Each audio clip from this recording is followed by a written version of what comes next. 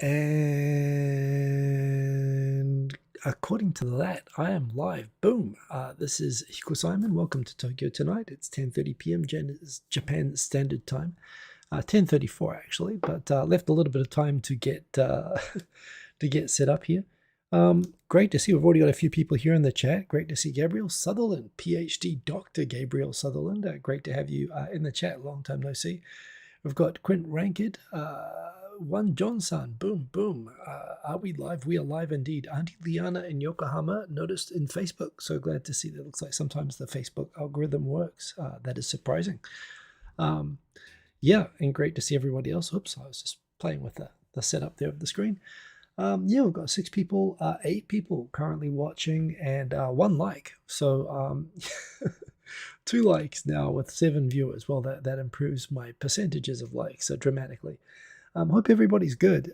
It has been, I guess it's been fall, autumn weather here. It's been kind of, yeah, we had a few really cold days, but it's sort of is as it should be. It's been in the 20s and so on. It's been nice to go out. I got a bit on Monday. I got a strep throat, which people immediately told me on Twitter is apparently the first symptom a lot of people had when they had COVID. So I went to the doctor and I got a PCR and I took a few rat tests on different days just to see if I thought maybe this is it. Maybe I finally got the Rona. And I must admit, as it turned into cold symptoms, I thought to myself, well, everyone says it's just a cold, so maybe this is the Rona. But yeah, I haven't tested positive on any of that stuff. I got the typical go to the doctor in Japan with a sore throat, and they give you 6 different types of medicine, which normally still kind of alarms me how much medicine they give you, but I do find that it generally works. So I took that. It's working. I'm feeling fine, although I'll do the whole course of meds and so on. The last time I had a sore throat, of course, was when it was back in July. And that was really horrible. Like I couldn't sleep for a few nights and I couldn't eat for a few days properly. So yeah, I didn't want to mess around this time. So I'm actually feeling okay. It's not really affecting me that much at the moment. But yeah, it's probably just the change of the season, having a few cold days, and honestly, being locked up in a room for 2.5 years, just my immune system. Now I'm going back into the office, I'm mingling with society more. Probably just my immune system just isn't up there anymore. So yeah, I'm probably getting these things more easily. I don't know how it is for the rest of you. We're still pretty much most people are still masking in Japan in spite of the one of the topics tonight, in spite of the mixed messaging and the increased messaging from the government that maybe we should ease up on masks, but most people are still doing it, and I am still following the herd on that particular one. But yeah, Gabriel's missed me. I've missed you. It's good to see you back indeed. We've got Theodore Sharp in the chat. We've got Cobras Tenshi, white chocolate lemon cookies or strawberry cheesecake milka chocolate. What should you eat today? I would personally go for the white chocolate lemon cookies myself. Those sound pretty good. Yeah, Theodore Sharp. We got Crypto Airy. Good to have Crypto Airy in here. What did they give me? Asked Quint Rankin. Man, they gave me everything. They gave me antibiotics. They gave me fever meds, pain meds, anti-inflammatories. I think normally in America for that sort of thing, well, they'll probably give you an elephant's dose of antibiotics and anti-inflammatories. What do they use over there? I forget, but in Japan they give you like 6 different types of medicines. And yes, it does feel like I'm getting treatment for something more serious than a sore throat, but it works, so I'm taking it.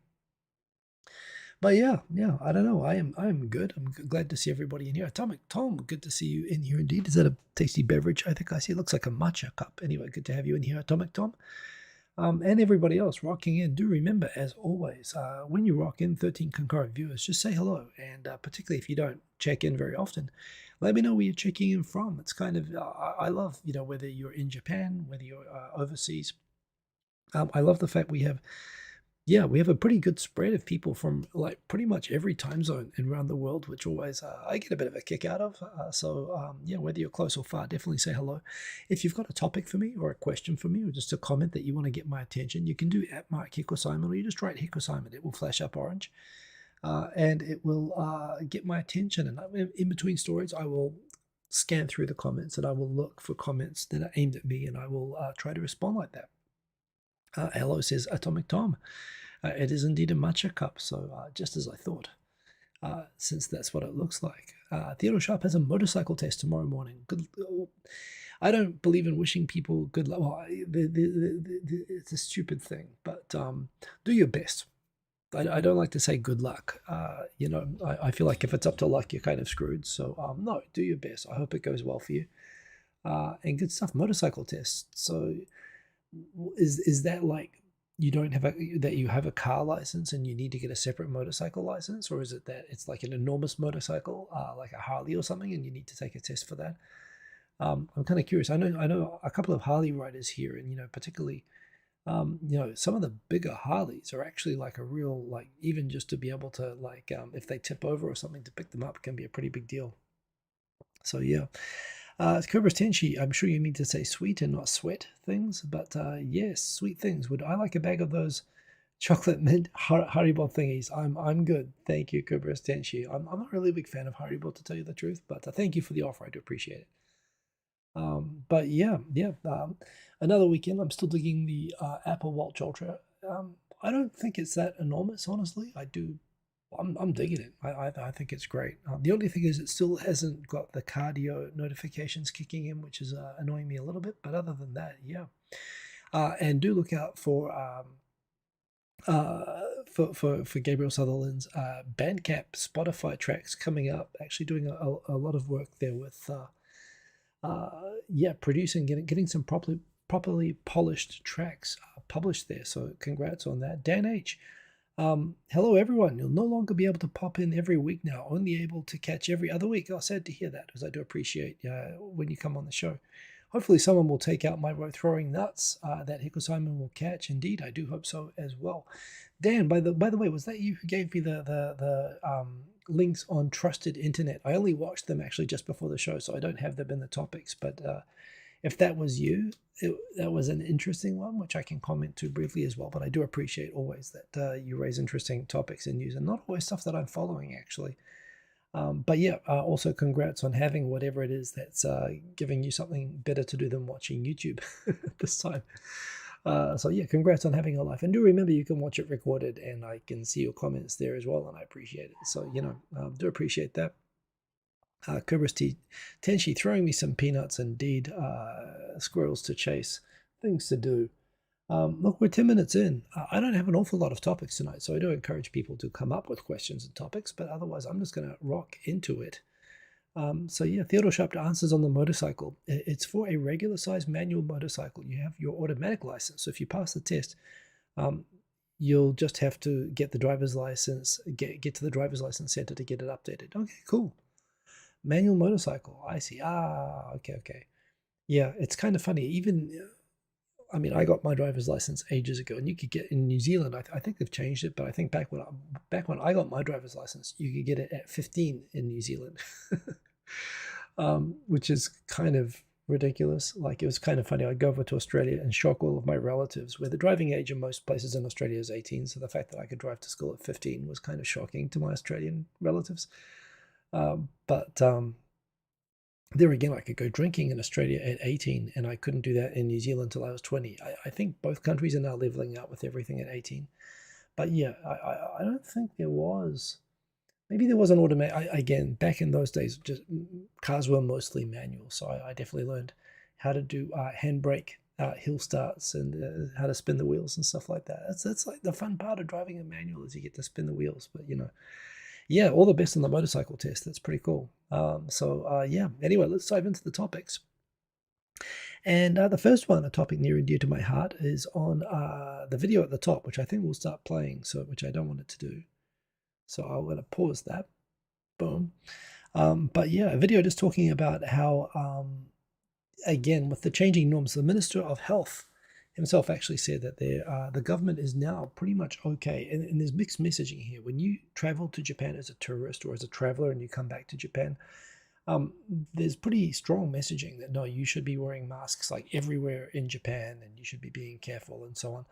And yet publicly the government's trying to promote the contradictory message that you, in fact, do not need to wear masks outside, and even inside you only need to wear them when you're in close proximity to other people. So right now, the Japanese government and the health minister acknowledge that the government hasn't really done enough PR to foster awareness that it's actually okay to take your mask off outside, given the high percentage of people still wearing masks, which at least in central Tokyo, remembering that people don't drive, and I think driving makes a really big difference to this, by the way. I think part of when I was in New Zealand, it felt more natural to not have a mask was you didn't wear masks inside the car. And when you're just jumping out of you, in fact, the only time I'd ever put masks on was going into shops. But the space walking between when you're driving everywhere and when you get out of the car to walk to go to a place, it really, you don't feel like putting on the mask until you get inside the shop. So it kind of makes more sense in car societies. But when you're in Tokyo, pretty much the moment you're out the door, you're walking everywhere. So yeah, even to me now, I enjoyed being maskless in Singapore and New Zealand, and I do hope that it catches on. But I'm not going to, I find myself being judgmental when I see foreigners walking around without masks when they are the only ones without masks. That's just the thing. It's sure it's true that there are Japanese who don't separate their garbage, and there are Japanese who do all the same, who eat while walking. Such things exist, but foreigners stand out when we do it, and have the stereotype that we don't follow those rules, and so it's just a bad look, and it just means that we're gonna have to deal with those stereotypes more when people actually make them true. Wow, that's it's great to be spammed. I haven't actually had to deal with that very much. So let me put in timeout. I mean, seriously, I'll put you in a timeout. That is, what are they doing? What a mess. Anyway, so 6 Find Pro. I don't know. I can't find it. So yeah, you have the situation where people, the government themselves are trying to promote that it is okay to wear them, to not wear masks outside. But outside, particularly in Tokyo, the moment you go out the door, it really is sort of expected. And yeah, when most people, when 50% of people or more stop wearing masks, I'll probably stop doing it. I'm not doing it because I'm afraid of germs or anything like that. I'm doing it because I don't want to be seen as the guy sort of saying diplomatic immunity to everyone. So yes, I do hope that it catches on not wearing masks outside, but I'm going to wait till other people stop doing it. And this comes into my running. If there's one thing where I actually went and got this super thin mask based on a recommendation from Twitter. And people made a big deal at the start of the pandemic. They had like the supercomputer simulations on TV shows showing how the spray from people's intense breathing, like the trail that it leaves behind, and how you should aim to run like to the side of people rather than around them or in front or behind them, because they'll get caught in your like trail, your comet trail of germs behind you in the air. And this really fostered, it kind of justified the prejudices a lot of people had towards runners and the feeling that runners have to exercise special care. So Ben Duncan, go for it. Um, so yeah. But there again, nowadays I'm seeing more and more runners running without masks. The one I have, I'm totally comfortable with, to tell you the truth. And actually, when it gets really cold, it's actually kind of nice. It keeps the cold air off your face. But yeah, I'm pretty close now to running without a mask. I want to run without a mask, but again, I'm just doing it more out of manners and just not wanting to be that guy. But I think that's the problem is that all of Japanese society works on the basis of not wanting to be that guy. So they really do need a clear green light from the government. So yeah, this debate in different sports, particularly I think there are cases where, sometimes people are wearing masks in competitive sports where it's clearly unnecessary. So yeah, I think Japan's slowly getting used to normal use of masks by Japanese standards, which is when you have a cold or when you're sick or when you have hay fever, and not as a social norm equivalent of wearing trousers. But we're not quite there yet. In fact, we're not even slightly there. So there are thoughts that with the influx of tourists happening, which is starting to happen, I haven't really been out enough to really notice it, but I've heard people in some parts of Tokyo have been in places where they've been able to see it. And there's been lots of news stories talking about how, the tourist districts are definitely feeling the benefit of having many, many tourists come in at once. And hopefully this is going to contribute to the normalization, having people come in that don't wear masks, even though they're being told to wear masks. I haven't heard any stories yet of it causing friction, by the way, of maskless foreigners, particularly when the government's saying, let's ease up on it. So yeah, they need to get their messaging in place. And I am looking forward to going maskless, but I'm not quite there yet. So that's the first story. Anyway. Dan H. Yes, it was indeed Dan H. who sent me the Fujitsu white paper. I saw the YouTube video on it. I didn't read the whole white paper. Your new role at Lego, catching fraud, requires me to work 2 weekends per month. Wow. I'm sorry that Lego is making. I mean, working at Lego sounds pretty cool. So that's congratulations on that. I'm sorry they make you work on weekends. I mean, it'd be kind of cool if it involved playing with Lego, but I'm guessing that's not how it is. Um, yeah, I guess Dan H, just what I saw of the promo video for it and the idea of putting in like a verification, it looks a little bit like what happens with Twitter and Facebook putting in whether this is from a trusted source or not. Although they seem to have this idea of extending this towards, basically the paper that Dan H is talking about is a system being proposed by Fujitsu of incorporating sort of trustworthiness and verification into social media posts in order to, so when someone says, oh, there's floods in my area, basically having a system to check with, trusted news sources whether this is reliable information or not. It does sound, two thoughts sprung to mind with it, and I haven't had a chance to read the full white paper. One, ultimately, there has to be a trusted cross-reference source, which is something that Facebook and Twitter themselves use, and they'll put, if someone's sharing, Russia Today, they'll put that this is a Russian government-sponsored news service, and China's famous for trying to dodge these these government news source labels because they want their state-sponsored social media to appear spontaneous and normal. So there is that. But clearly it's aimed by what's seen as a social problem by the Japanese government of just people spreading rumors online. And, it ultimately does come down to the same problem Facebook and Twitter have of, how do you arbitrate what's trusted and untrusted information? I mean, thinking about all the controversies around things like the pandemic and so on. But certainly in Japan, thinking about Fukushima, for example, and earthquakes, certainly when you think about post-disaster situations and the problem that Japan society just has, and every society has, but Japan certainly has a sort of village rumor mill kind of a thing, like all foreigners are burglarizing all the houses, and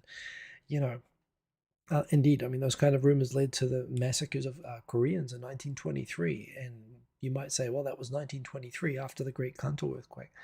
You might say that was a different time, but same rumors came up after Fukushima. They came up after the Kobe earthquake, and so. You could say it's a noble pursuit, although I still, Fujitsu still, to me, comes across as an increasingly legacy tech company. They are literally the IBM of Japan. And they're good at supercomputers, they're good at mainframes, they're good at, server farms, but they're not very good at new technology and digital technology. They have some divisions that are very invested in that, but, the fact they're sort of, basically they're one of the big companies I see is holding back the Japanese government from advancing digitally and technologically. So I kind of don't really trust. It is a paper being done with Keio University, and if they've figured out a good method for it, I mean that'll be interesting. But I assume that they're probably investing, well, certainly not as much as companies like Facebook anyway. I'll be interested if they can do it better, but I'm highly skeptical is my initial reaction. So anyway, thank you. I don't have the link here, but thank you for that, Dan H. Quentin Ranked, trusted news sources. Well, exactly right. So how do you, but it's a problem, right? If someone says that I see a flood in front of my house, what can you do? How can that be verified? So yeah. I'm sorry, Dan H, that you do not get to play with Lego for about 1 hour a week. Oh, you do. Wait, I actually do get to play with Lego for about 1 hour a week. From my understanding, we want to incorporate it everywhere, and it's very Big Brother like. They want to incorporate it everywhere, not Lego, obviously. And it's very Big Brother. It is very Big Brother like, but it's very Fujitsu like as well. And honestly, I don't think it's very practical or workable. So yes. I don't know what that means, Quint Rankin. Didn't Fujitsu make a plug-compatible 370 back in the 70s? I don't understand what that means, I'm afraid. Good to see you believe in yourself. I'm going to move on to the next story. I tweeted this, that apparently the Japanese government is looking at... I actually have a Nikkei account, so that shouldn't be doing that. But anyway, I won't log in online. Yeah, the government's looking at, I mean, Japan always seems to be looking for ways to use concrete. So some people have cynically said, oh, this is just another public works program excuse. But yeah, the Japanese government is looking at investing in bomb shelters in Okinawa. Got interesting reactions when I posted this. Some people being cynical that, oh, this is just the Japanese government looking for any excuse to fearmonger in Okinawa and spend money on public works to public, to basically construction companies that support the LDP. Another angle on this is that I got a few posts talking about, well, this also prompted me to say, well, ideally, you would say that this is just fear-mongering, but at the same time, 70% of US military bases in Japan are in Okinawa. And if North Korea really seriously wanted to do anything to South Korea, or China wanted to seriously do anything to Taiwan, Okinawa is basically the linchpin of U.S. security in the region. Also, if China ever wanted to do anything with the Senkaku Islands, basically, if U.S. was to support the defense of South Korea or Taiwan, it would do it from Okinawa, which means that you couldn't really have any plan to invade or attack Taiwan or South Korea without needing to do something about those bases that would be there to react right away in Okinawa, which is why North Korea is launching missiles every week. They're doing drills of basically attacking US bases in Okinawa with missiles. That's what those missile tests are for. And same with China. Whenever they launch a propaganda video that they can deal with all threats in the region, they show literally CG videos of mass missile attacks on US bases in Okinawa. So, it's not in the imagination of of hawkish Japanese conservatives. It's actually the Chinese military and Chinese public news organizations publish videos showing China raining missiles down on Okinawa, trying to intimidate America into rethinking whether it's willing to commit to defending Taiwan if China uses force to reunify Taiwan. Not only that, but the Senkaku Islands, of course, which are in between Yonaguni Island. They're not actually the closest islands to Taiwan. The closest island to Taiwan is Yonaguni, which is not contested as Japanese. But in between Yonaguni and the main island of Okinawa, you have these Senkaku Islands, which the Chinese claim sovereignty over. And, those Coast Guard, those civilian Coast Guard patrol ships that the Chinese started sending around the islands, which always gets met and protested by Japanese Coast Guards, they reclassified those ships as they put guns on the ships, and then they reclassified them as military ships. They incorporated the Coast Guard into the Navy. So basically, China's upgraded those into being basically military patrols around islands which are controlled by Japan. And same thing, they're never going to be able to do anything without firing missiles and doing something to neutralize the US bases in Okinawa. So yeah, to the extent it's not Japan that is raising the tensions over Taiwan and South Korea and even the Senkaku Islands. Japan has rules that no one's allowed to land on those islands, no one's allowed to build on those islands. So Japan is playing them down. That if China was actually in control of the Senkaku Islands, they would have done what they did with the East China Sea. They would have built military bases, and just like Korea did with what they call Tokto and Japan calls Takeshima. They're militarized, just like Russians done with the South Kuril Islands. They put military battalions on them. Japan is arguably the most reasonable in all of the island disputes. That the few islands that they control, they, again, out of wanting to be not cause problems with China and to try to keep good relations with China, they don't do anything with those islands, even though you could argue the easiest way to defend them would just be to dig in and build something on the islands, which is what former Tokyo Governor Ishihara wanted to do. So yeah, it's not Japan being provocative in that part of the world. It is those other adversaries. And yeah, I think it's reasonable that you would think about building more bomb shelters. I mean, again, I wish the situation weren't as such, but to me, it's a logical thing to say. I also use the opportunity to remind that although it sucks for Okinawa, indeed it totally sucks that they have the burden of hosting like 70% of the U.S. forces in Japan. In fact, I believe the highest concentration of U.S. forces anywhere in the world outside of the United States is in Okinawa. And, the burden of having those bases, everything from crashing aircraft in civilian areas, problems of crime from US forces, general pollution, noise, inconvenience, and the fact that it's all being done on land which was confiscated from landowners in Okinawa that still don't have that land back. Some people, base opponents took the opportunity on Twitter to point out that, this is just the national government screwing over Okinawa like it always does, which is true. And indeed, it's totally not fair that Okinawa has to bear such a burden. But I heard somebody say that Okinawa is not militarily significant, which I find hard to believe, given that it's the closest location to Taiwan and the closest location. Maybe Nagasaki actually would be the closest prefecture to South Korea, now that I think about it. But pretty in terms of like one place where you can deal with lots of places where you can defend lots of places at the same time, it seems pretty strategic to me. But the other thing is that Japan didn't decide that the US should put 70% of its bases there, in order to, treat Okinawa like a second-class prefecture, and the rest of Japan is better, which is kind of the narrative which you hear from base opponents. Those bases were put in Okinawa when Okinawa was part of America, just like Guam, which it was until 1975, I think, or 1972 or 1970? I think it was maybe 1972 actually, but basically for 30 years after the war. In Okinawa, they used American money. They drove on the wrong side of the road.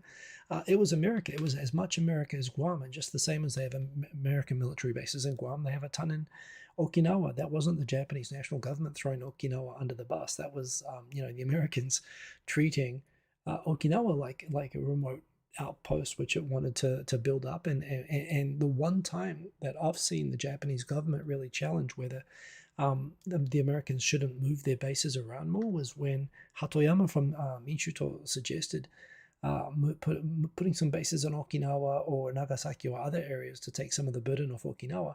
And all the other prefectures were not having it. They were all not in my backyard. And then Hillary Clinton came and castrated him, and he resigned shortly after. Homie wasn't playing that in terms of telling America where it should put its bases. Even when they're in Japan, even when it's the Prime Minister of Japan. So, yeah, I feel bad for Okinawa. I do. I think they are being kind of screwed over. But in the end of the day, if those bases weren't there, this is what I said, we could very well be having the same situation that's happening in Ukraine could be happening in South Korea and in Taiwan. I mean, the deterrence effect of those, it's hard to measure the success of a deterrence because success is nothing ever happening. And then you always have this debate whether nothing's happening because nothing was ever going to happen or because of those troops being there. But you do, the idea that, superpowers, that we're beyond war and that big countries don't invade other countries anymore, obviously is being shown up in Ukraine. And that could very much be the situation. And again, you think of the prosperity of Taiwan and South Korea. I think they owe, the people of those countries owe a debt to the people of Okinawa taking on the burden of hosting those bases, which are arguably linked to the prosperity of those countries. So yeah, it sucks and it's complicated. And it might mean that Okinawa needs to have more bomb shelters, which again isn't fair for the people there after all that they've been through. But it's not Okinawa's, and I don't think it's even really Japan's fault on this. I mean, yes, Okinawa is treated in many ways like a second-class prefecture. It was incorporated late into Japan. It's never caught up economically to the rest of Japan. It was in the process, arguably still, of being incorporated into Japan. It had only been added to Japan late in the 19th century, pretty much around the same time that Taiwan and Sakhalin Island and other, in Korea were. So it was kind of seen as an exterior country that Japan had sort of annexed, which is really what it was. And so, yeah, there is that second class kind of thing going on with Okinawa, and that does come into all of this, but I don't think it's at the crux of it anyway. So had some interesting debates around this, and those were my thoughts at length on this, but doesn't mean I don't feel sympathy for the base burden and hope that the Americans do find a way. And this is where I do think that the Henoko base being built over a reef, allowing the return of the Tenma base, is a reasonable compromise. But of course, the problem is for the anti-base advocates is, they don't want to compromise. They want the bases gone. And I would think with technology and drones and whatnot, we're probably getting to an age where America could meet most of the functions of those Okinawa bases from Guam we're probably heading towards that age, but yeah, they don't. America doesn't think that it's there yet, and they don't want to go along with it. So that's where we are. So yeah. Anyway, Yuri the Best. Oh, great to have Yuri the Best with us. Good to have you back from Kyiv, indeed. Um, yeah, and Yuri says himself that he never thought anything would happen to Ukraine, and I think there's a lot of people think nothing would ever happen to Taiwan and nothing would ever happen to South Korea. But yeah, stuff can happen. We're lucky to live in an age that wars are rare, and I think we're getting a reminder that no, it just the sort of conditions, it just takes a dictator basically who feels like they need to justify their existence with nationalism, which is very much the situation in China, just the same as it is in Russia. And they've marked out that Taiwan's theirs, and they're able to take it. So that could be the situation. And remember, Taiwan, 25 million people right there. Yeah, I don't think we can take peace there for granted. And this is the thing. I say this as someone, a military brat myself, someone who grew up in an army family. Yeah, army are really underappreciated as well. Again, they're either doing their job killing people, in which case everyone hates them for killing people, or they're doing their job deterring people from killing people, where people protest that they're there at all and say we should get rid of them.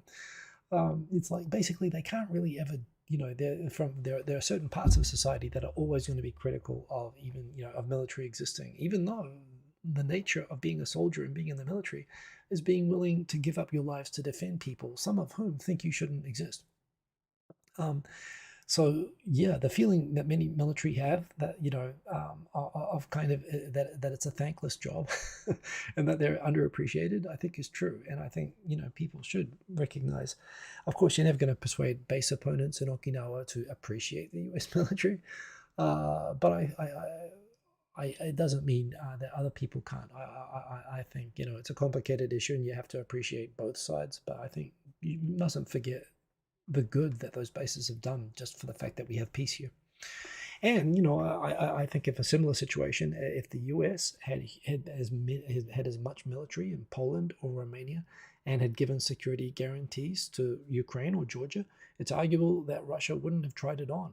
And that's arguably the difference with Taiwan and South Korea, is that they have US military guarantees in Okinawa, and that's why they're safe. So yeah, anyway. Quint Rankid, for Tommy, this is a Tommy, and chuck him out there, the brute. Chuck him out, the brute.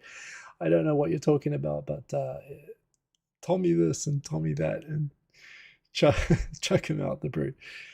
I guess you're talking about treatment of military. I'm not sure, but yeah.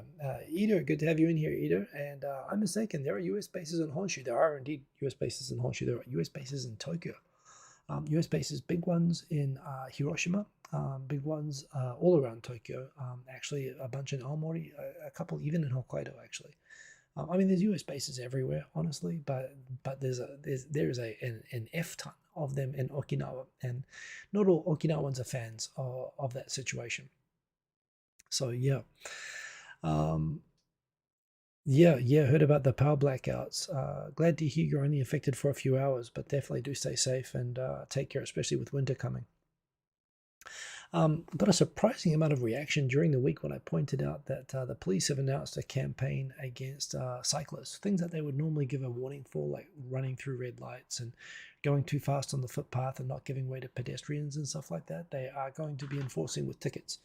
They did do a campaign like this a couple of years ago and were kind of abused, and the whole campaign got cancelled due to complaints. But fact is that, yeah, probably with the pandemic and people working from home and so on, more people are probably using bicycles more.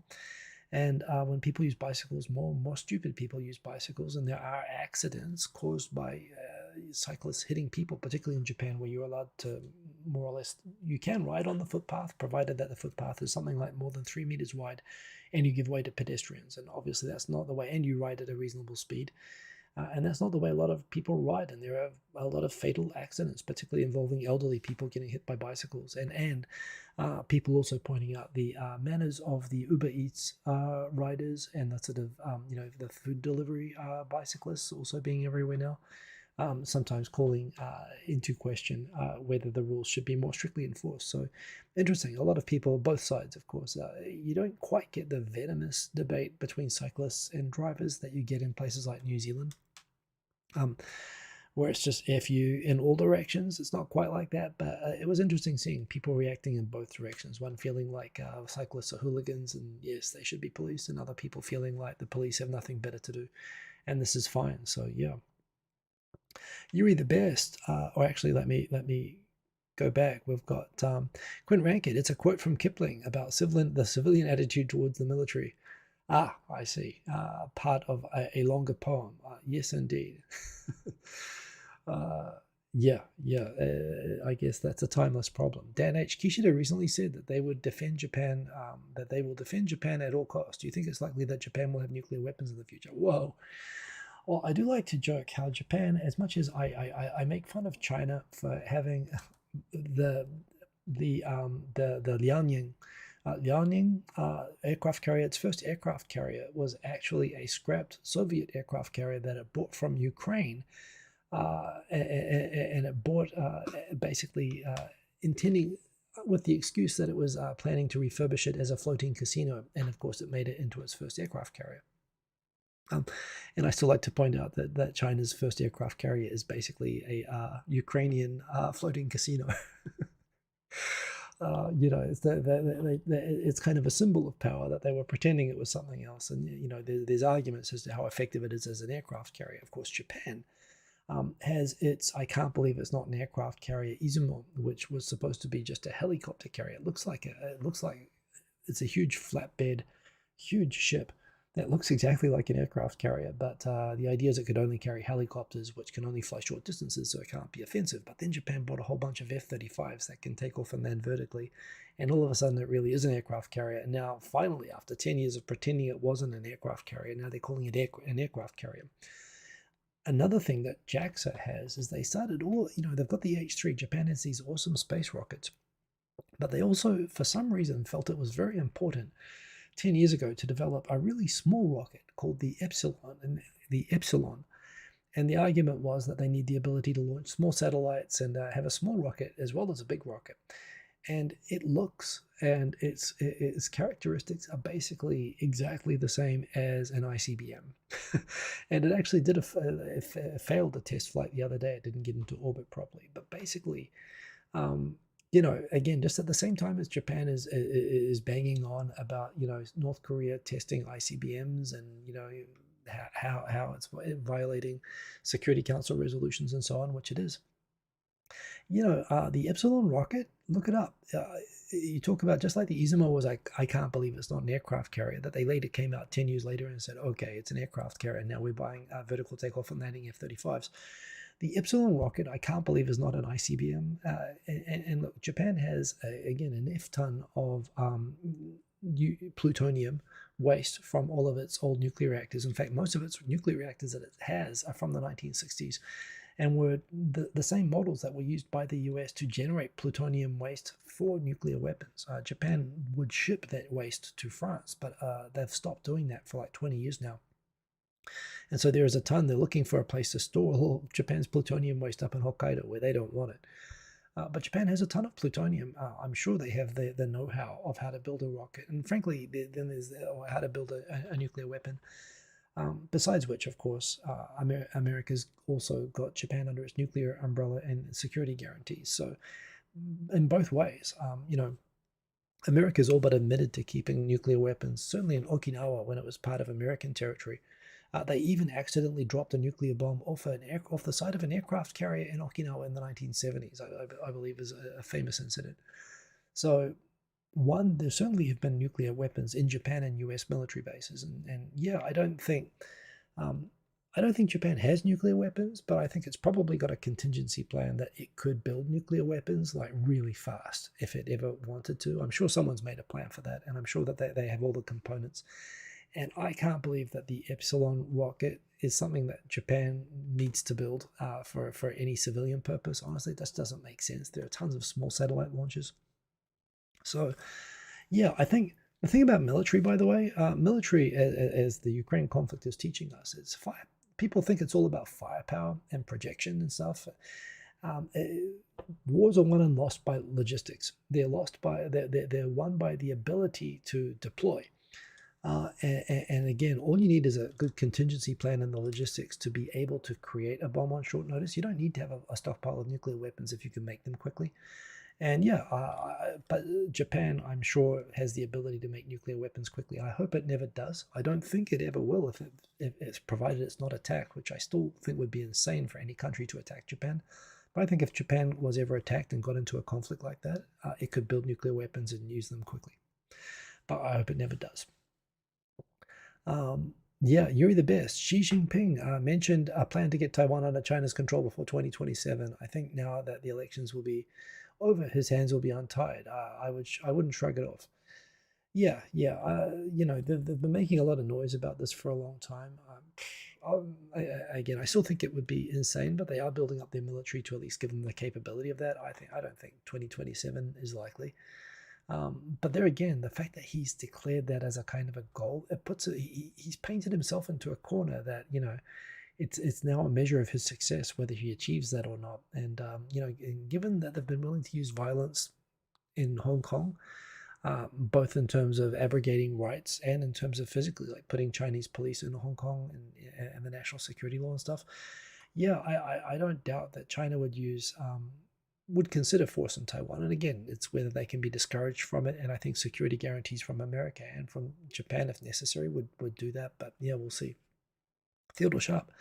I still think that Japan has a secret Gundam program that they're working on. LOL. Well, again, you know what? I mean, I wouldn't be surprised if somebody, Japan being Japan, I'm sure somebody at Scuba University's probably put together a plan of how you could build a Gundam robot in 3 weeks' notice if they ever needed to. It'd be kind of hard to test, but who knows? I mean, again, people build around the science fiction and so on that they're raised on. That's what Elon Musk is doing. That's what space station builders and so on are doing. So yeah, when Japan gets into this in the future, why wouldn't Japanese engineers build what they grew up thinking was cool? It could totally happen. So yeah. Anyway, that's bicycles. Let's go on to next topics. Congrats. Big shout out to Unseen Japan. I often share their content, and I think I shout them out a lot on Twitter. Yeah, it's a blog that just does a lot of good coverage and thoughtful commentary, a lot of great history content and so on. Yeah, sort of divisive for some people. I know some people that are critical of their liberal bent in terms of how they approach things, but honestly, I they're like The Economist to me. They actually they're so good and thorough with the research and the way that they write, and their blogs and their videos are so well presented that yeah, even if they've got a liberal bent, which actually I generally agree with, but even if you disagree with it, the information that you get is so good and it's so well presented that you still get something out of it. Which is which is how I respond to people who I've seen criticizing it. And look, the fact that they've reached 50,000 followers on Twitter and have a bunch of subscribers to their blog and their YouTube channel, I highly recommend following them. I do think they produce excellent content. Noah Oskar, I believe, is the name of the person who produces it. Seems to be doing a bit of a tour of Japan at the moment. But yeah, much respect for the good work that they're doing.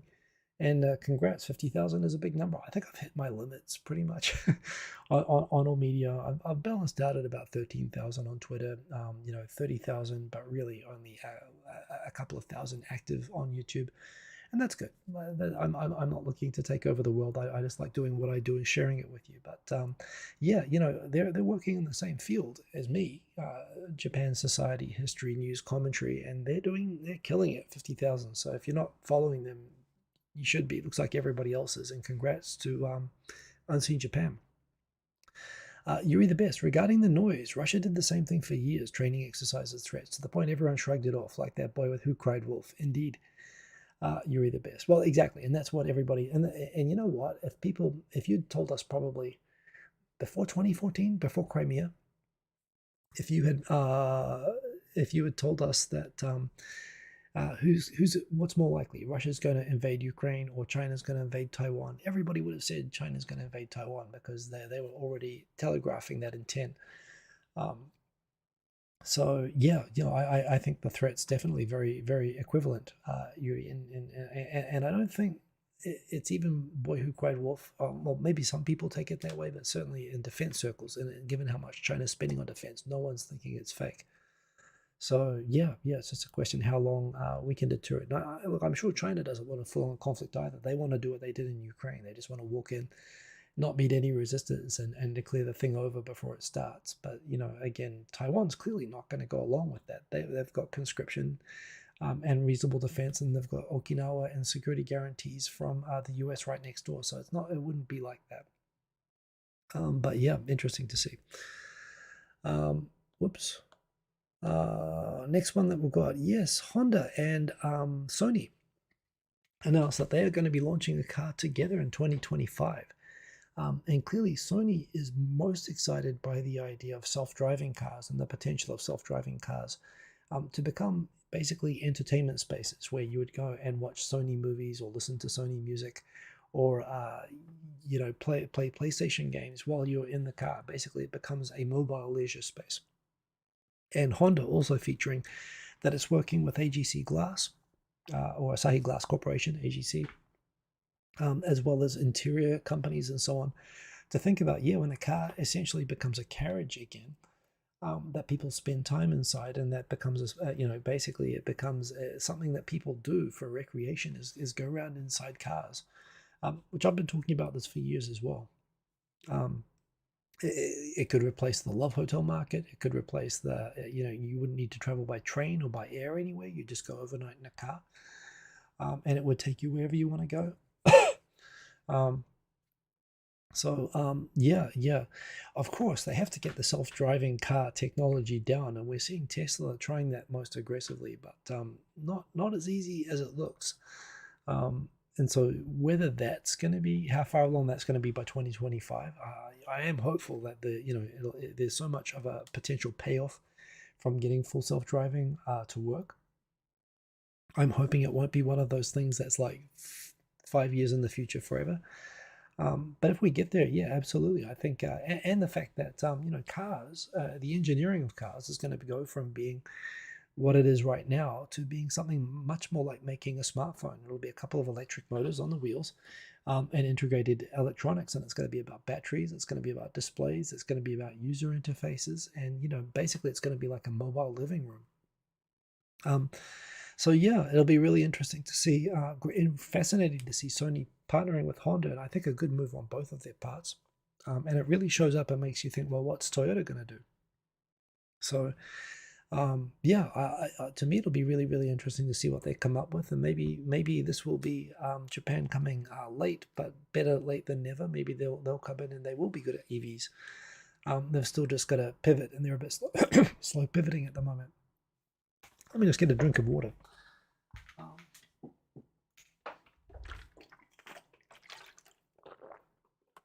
Oh, pardon me. Yes, that's much better. DJ Sunnyside Up.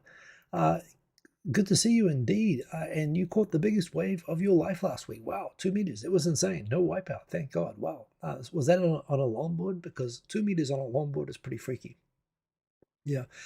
On a shortboard, on a bodyboard, I have no fear, although I haven't been out for years, but I've been in swell that I would never go out on a longboard. On a longboard, yeah, even shoulder height can be pretty freaky. So wow, congrats, and no wipeout as well. So that is indeed cool. Congratulations. Dan H, do you forget that I have a video on 7 million subscriber channel with the North Korean restaurant, even though it's only got 63,000 views? I do recall that. I recall that somebody took a clip out of my visit to a North Korean restaurant when I was in China. It was a good restaurant. I mean, it's Pyongyang. It's a chain. It's a famous North Korean government-run chain that's all over China. And that was an experience. But yes, unless I make my entire channel just North Korean restaurants, which I have not done, maybe that was my mistake. But I can't really do that from here. So yeah. Thank you for reminding me. I had forgotten actually. EDIR, do they have a major battery manufacturer on board, or do Sony Group have one internal manufacturer already? I don't know about the batteries, although of course Panasonic is the main supplier of batteries for Tesla, and probably a bunch of other companies. And remember that Honda and Toyota actually has the most battery patents of any company in the world. So they've been studying this mainly for their hybrid technology. But there's an argument that there's a question, of course, about whether they'll get a manufacturing partner or try to manufacture themselves. But for solid state batteries, the auto manufacturers actually, the Japanese auto manufacturers actually have some tricks up their sleeves that they haven't pulled yet. But of course, even if they go to a supplier, Japan's got the best battery suppliers as well. So who knows? Cobra Tenshi. Honda already kind of did that with the Honda E. Yes, indeed. They've got a couple of electric cars. They've got one already out, which has like a stupidly small range, which is a shame because it's kind of a cool looking car. And there's another kind of SUV kind of coming out that looks kind of anonymous, but yeah, they still haven't really got into it properly yet. So yes, indeed. Yuri the best. Full self-driving cars with the proper laws so the driver has no responsibility would be revolutionary, and that it would abolish the institution of traffic fines. Oh, tons of things, right? I mean, Karen, by the way, great to see Aaron. Glad that you made it, indeed. As well as the J Vlog, good to see you. Yeah, it would revolutionize everything. Obviously, it would make it actually. It'd make you start to wonder: could you even allow non-full self-driving? If the cars could talk to each other or whatever, you could really avoid accidents and make it much safer. You could avoid traffic jams. You could. It would change a lot of things. But there again, how would that work with cars that are not full self-driving being on the same roads? And how would that work? How would insurance work? And what about those situations where loss of life is inevitable? And the old trolley car problem. When how do you program a computer to decide who dies, if it's going to be a pedestrian or the person inside the car or a person inside another car? So tons of problems to work out, of course. But I agree it would be revolutionary, and the idea that if we can have these things work better than human drivers, then yeah, we should switch over to it. And it's going to just it will change the world. It'll actually, you might not even need cities anymore because you'll be able to work, you can be fully distributed. So I really think this could be, I'm still excited. I've been talking about this on this show for years. I think this could be one of the biggest changes, as big as the internet in terms of the power of changing societies, if they can figure it out, which they haven't yet. So yeah, the J-Vlog. But how will Japan regulate them as everything is based on CC? What do you mean CC? I'm sorry, combustion cars? I assume that's what you mean. I don't know. I mean, they'll figure it out. And in the end of the day, the way that Japan does regulation is they do it with a ton of consultation, following best practices of other countries, consultation with the industry participants who are most affected. They don't just pass knee-jerk laws in Japan that catch people out like they do in other countries. So I think they'll figure it out, but they probably won't be the first to do it when they do it. DJ Sunny set up 6'6" epoxy fun board. Oh, I've got one of those. Wow, nice. That would be that. That's it's short enough that yeah, a longboard on a 2-meter wave would I would totally catch the front. So yeah, that's a good board. Wow, I'm sure that must have been a fun ride. Theodore Sharp.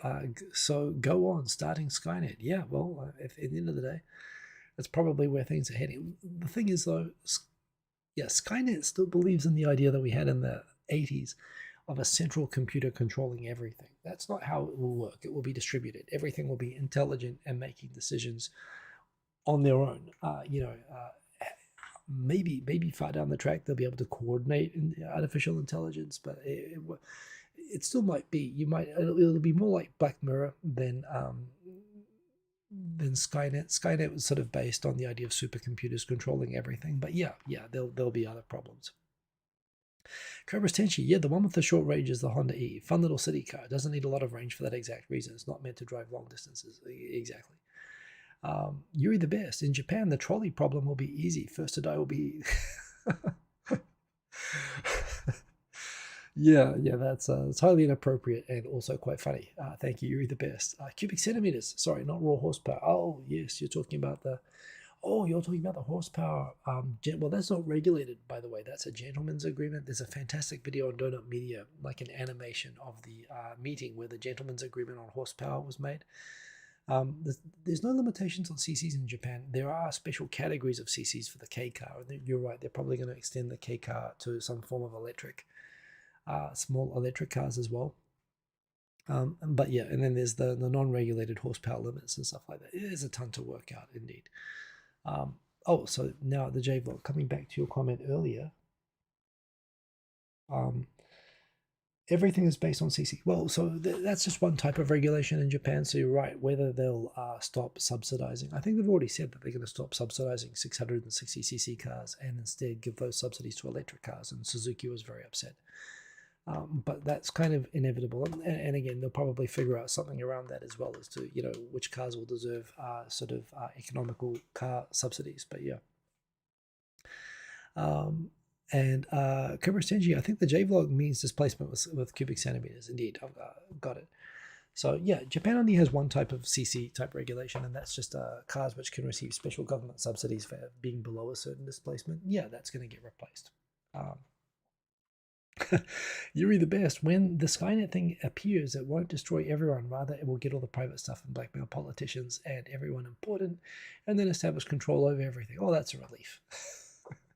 So long as you've done nothing to be blackmailed for ever in your life, you'll be fine.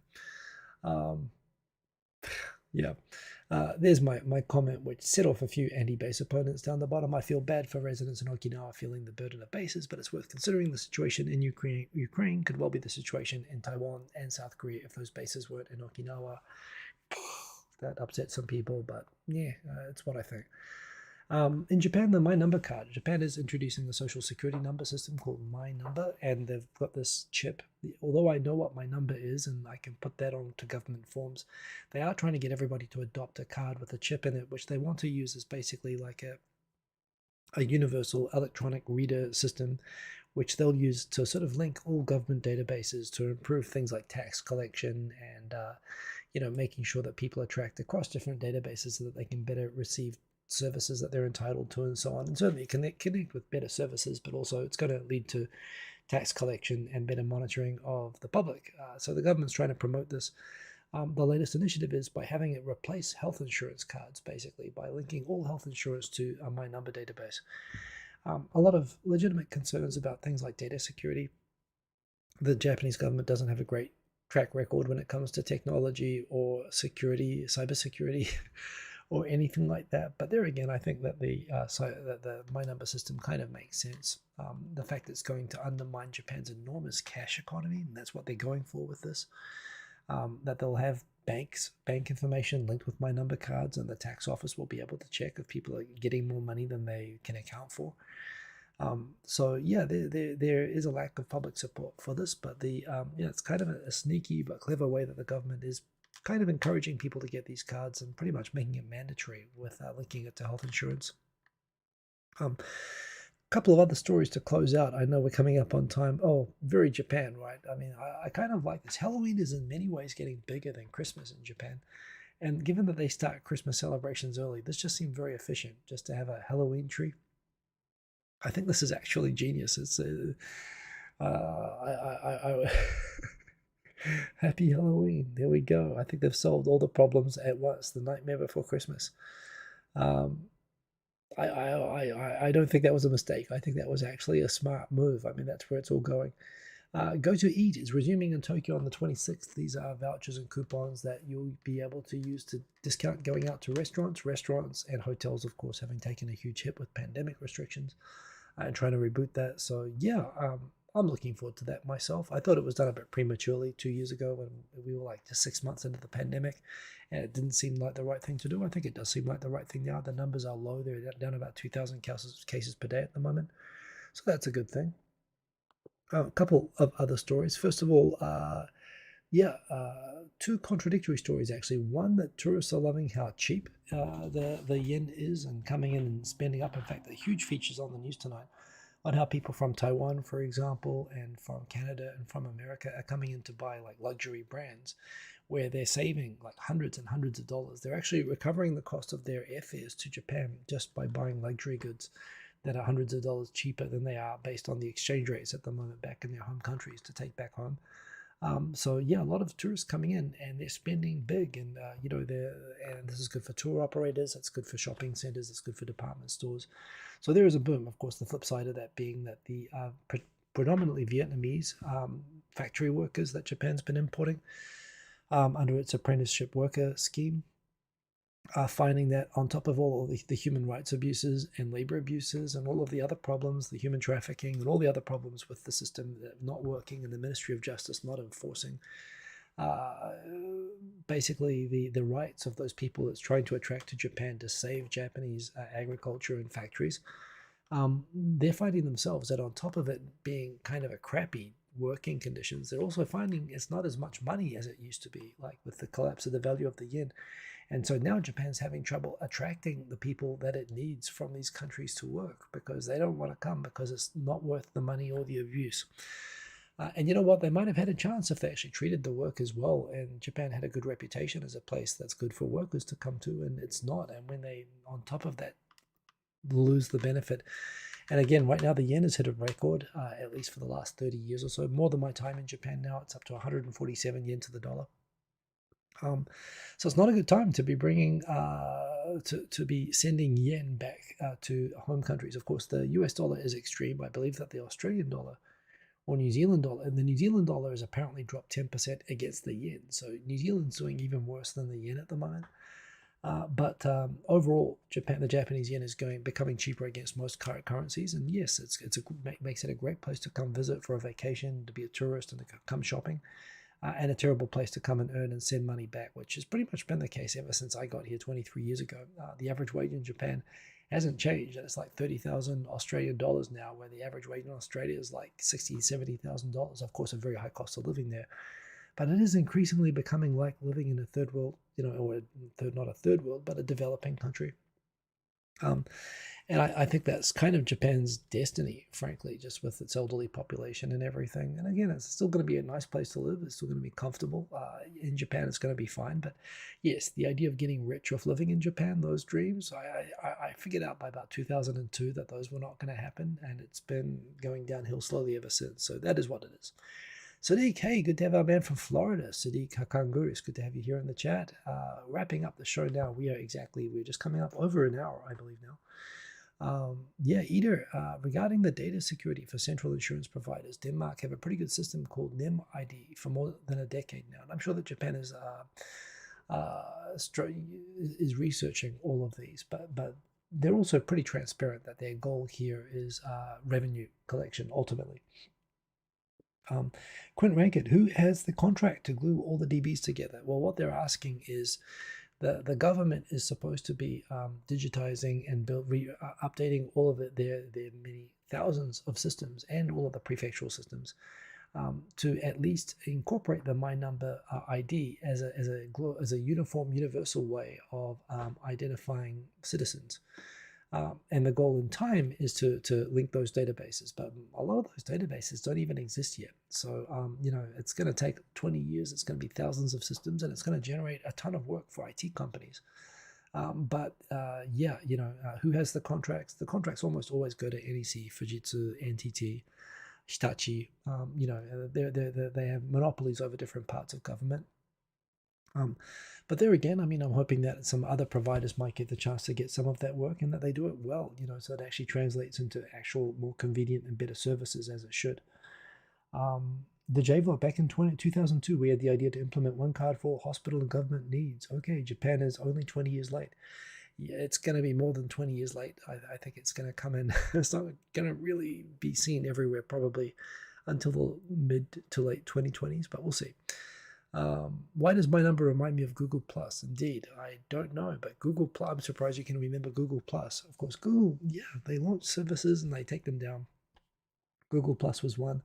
Stadia, they just took down, which was surprising to me, but interesting company. That's all that's going on in Japan this week. I'm actually surprised we got to the hour. I don't feel like we had a lot of topics, but thank you for keeping me busy with squirrels and walnuts to chase. I'll be back next week, same time, 10:30 p.m. Japan Standard Time, talking about what's been going on in Japan and the news. Wherever you are in the world, stay safe. Don't get the Rona. Of course, take care of yourselves. Remember, you can follow me on Twitter and Facebook and other social media. I'm Hiko Simon on everything. I just got the YouTube handle. I registered Hiko Simon, so it's the same on everything. Remember to like if you like. That's pretty much the only thing I do this for. I do appreciate you all joining me, keeping me company, commenting. And definitely liking the video. I appreciate that as well. Check out the video during the week if you didn't get a chance to watch the whole show. And I'll be back here next week. So take care and see you later. Boom. Peace.